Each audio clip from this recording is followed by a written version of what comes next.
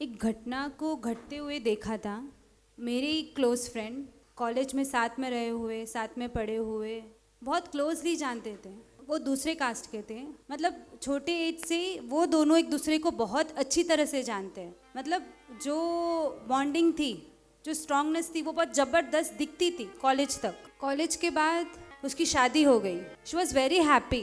मतलब वो जो लड़का था ना, मतलब उसके पीछे पूरा पागल, पूरा यानी पूरा, जो बोले वो हाजिर, जो मांगे, भले वो आधी रात को भी कुछ भी मांगे ना, कहीं से भी कहाँ से भी ढूंढ के लाके दे दे। मतलब इतना पागल था, मतलब इतना उसको मानता था, चाहता था, सब कुछ था। मैंने खुद देखा था इस चीज़ को। कॉलेज कंप्लीट हो गई, कुछ दिन के बाद पता चला कि वो घर पे आई हुई है। मिलने गए, नॉर्मली बातें की, कैसे है, क्या चल रहा है। कहीं ना कहीं कुछ दिखा कि भाई she is not happy, but why. अभी कोई अपने बारे में जो घटा है वो कैसे बोले, इट इज़ नॉट ईजी ना। उसने रोना चालू कर दिया। थोड़ी टेंशन हुई कि हुआ क्या है इसको, बिकॉज वो लड़की थी ना, बिंदास रहने वाली, मौज मस्ती में रहने वाली, कोई टेंशन नहीं। आज उसको रोते हुए देखकर मेरी हालत बिगड़ी। मैंने बोला हुआ क्या है। उसने बोला उसने मुझे छोड़ दिया। मैंने बोला क्या? मतलब मैं शॉक हो चुकी थी। मतलब ये चीज़ हो ही ना, किस मतलब कुछ भी बोलो, ये चीज़ हो ही नहीं सकती। वो मतलब वो जो था, वो जो उनकी बॉन्डिंग थी, वो जो स्ट्रांगनेस दिखती थी एक दूसरे के प्रति की, एक टाइम पे उनको देख के ऐसा होता था कि भाई मस्त लाइफ है यार, एक बार तो ट्राई कर ले। मतलब कोई इतना कैरिंग पार्टनर मिले तो और क्या चाहिए आपको। इतना सपोर्टिव, इतना कैरिंग, इतना लविंग, मतलब और क्या चाहिए आपको। एक टाइम पे मुझे उन दोनों को देख के ऐसे भाव हुए थे कि भाई एंगेजमेंट की लाइफ, शादी की लाइफ बहुत अच्छी है, एक बार तो मतलब ट्राई करना चाहिए। बट बहुत रोई वो। मैंने पूछा हुआ क्या है, तो अब फिर से बोला उसने छोड़ दिया। मतलब छोड़ने के पीछे का रीजन बच्चा, कुछ प्रॉब्लम थी जिससे वो कंसीव नहीं कर पा रहे थे। इतनी सी बात। आज के टाइम पे ये प्रॉब्लम कितनी बड़ी, छोटी सी प्रॉब्लम है, आप ट्रीटमेंट करवा सकते हो, किसी ना किसी वे से प्रॉब्लम सॉर्ट हो सकती है। बट सिर्फ इतने रीजन से कि उनको बच्चा नहीं हो सकता है, उस रीजन से वो भी छोड़ा कैसे। वो जो वे उनका देखो, उनके घर पे पता चला, पहले उनके हस्बैंड को पता चला और फिर पूरी फैमिली में पता चला। जैसे ही फैमिली मेंबर ने, उनके सासू माँ और ससुर जब सुना, ऑन द स्पॉट बोल दिया कि इसको घर पे भेज दें। इतना बोला तो वो बोला, मतलब उसने, वो जो उसका जो पार्टनर था, जो हस्बैंड था, उसने बोला कि भाई मैं तो कैसे रखने जाऊँ इसको। तो उनके पापा ने बोला ठीक है तू बैठ, मैं रख के आता हूँ। उसको लिया और उसको बोला कि बेटा तू थोड़ी दिन अपने घर पे रह के आना, फिर थोड़े दिन में मैं तुझको वापस लेके जाऊंगा। उसने बोला ठीक है। उसको घर पे छोड़ दिया। छोड़ा जो छोड़ा, उसको मोबाइल से, लाइफ से ब्लॉक कर दिया। जब उसने ये बात बोली, ये बात सीधी इधर लगी। एक सेकंड में ऐसा लगा मुझे वैराग्य उसी क्षण हो चुका था। मैंने बोला ये क्या, इतने विश्वास के साथ जिसको अपनी लाइफ दे दी थी, और उसने क्या किया आज। मतलब किस भरोसे हम किसी को समर्पित हो भी पाएंगे, और होते भी तो किस विश्वास के साथ, कैसा विश्वास, ये क्या है। मतलब उस चीज़ को देख के, उस घटना को देख के, वो जो मैं ज़्यादा बात भी नहीं कर पाई, उसको सुना। मैं बोलूँ भी तो क्या बोलूँ उसको।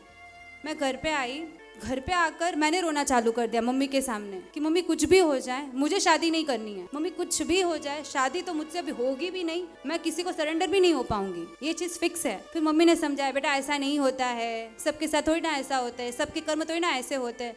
मैंने बोला कर्म ऐसे होते नहीं होते, संसार का स्वरूप ऐसा ही है।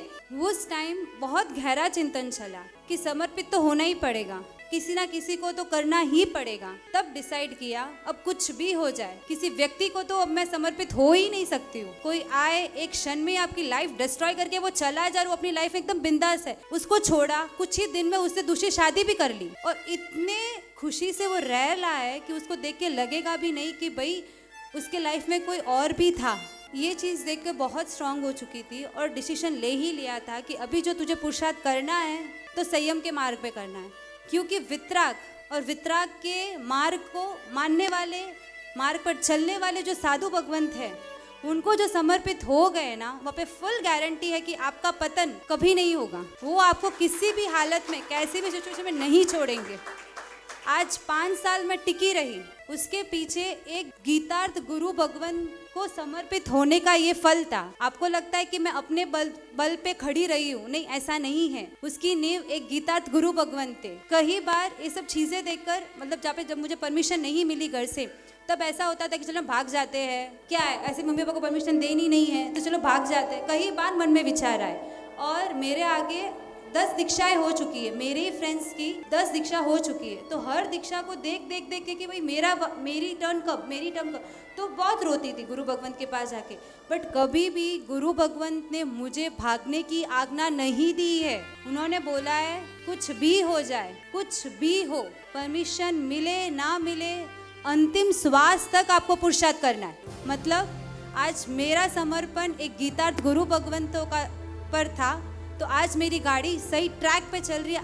आज वो ही मम्मी पापा मुझे इतने उल्लास के साथ दीक्षा दे रहे हैं। ये जो घटना थी इसने बहुत बड़ा रोल प्ले किया है वैराग्य को लाने में। उसके बाद तो किसी भी कपल को देखो ना, हंसने ही आता है मेरे को। तो वो मीठी मीठी बातें, वो पागलपन देखकर सिर्फ दया आती है कि बेचारे का कितना टिकेगा ये, और जब ये जाएगा तब इसकी बेचारे की क्या हालत होगी, कौन संभालेगा इसको। अगर समर्पण करना ही है ना तो ऐसे सदगुरु के चरणों में समर्पित हो जाओ जो किसी भी कंडीशन में आपको संभाल लेंगे, without any term and conditions. मुझे निरंतर थी दे जो